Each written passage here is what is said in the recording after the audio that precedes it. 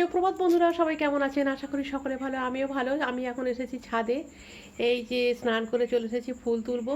ফুল বিশেষ ফোটেনি, এই যে গাছে কুড়ি হয়েছে, কালকে এগুলো ফুটবে। অনেক দিন পরে এই গাছে কুড়ি এলো। তারপর এই গাছে কুড়িগুলো তো হচ্ছে আর খসে যাচ্ছে, জানি না কেন। ঠিক আছে।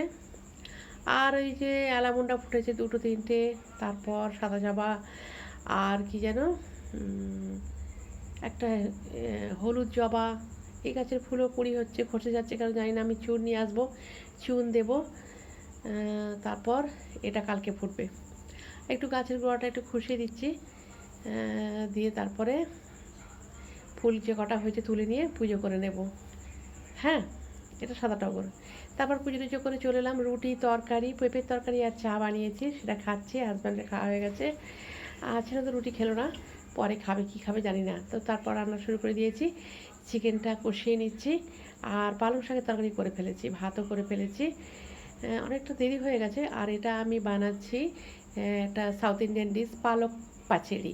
এই যে জিরে, ধনে আর ছোলার ডাল, শুকনো লঙ্কা ভেজে নিয়ে তুলে নিয়েছি, পেঁয়াজটা ভেজে নিচ্ছি। এটা সব একসঙ্গে লাল লঙ্কার গুঁড়ো দিয়ে মিক্সির বাড়িতে পেস্ট করে নেব। তারপর কড়াইতে আলু তেল দিলাম, আবারও ছোলার ডাল, জিরে, সর্ষে ফোড়ন দিলাম। ঠিক আছে, পালং শাকটা দিয়ে দিলাম, নুন দিলাম, রসুনটা দিতে ভুলে গেছিলাম, এখন দিলাম।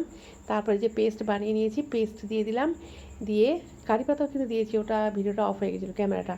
তারপর লাস্টে পাতিলেবুর রস দিলাম, দিয়ে ব্যাস হয়ে গেছে পালক পাচেরি। তো আজকের ভিডিওটা এই পর্যন্তই। সবাই খুব ভালো থাকবেন।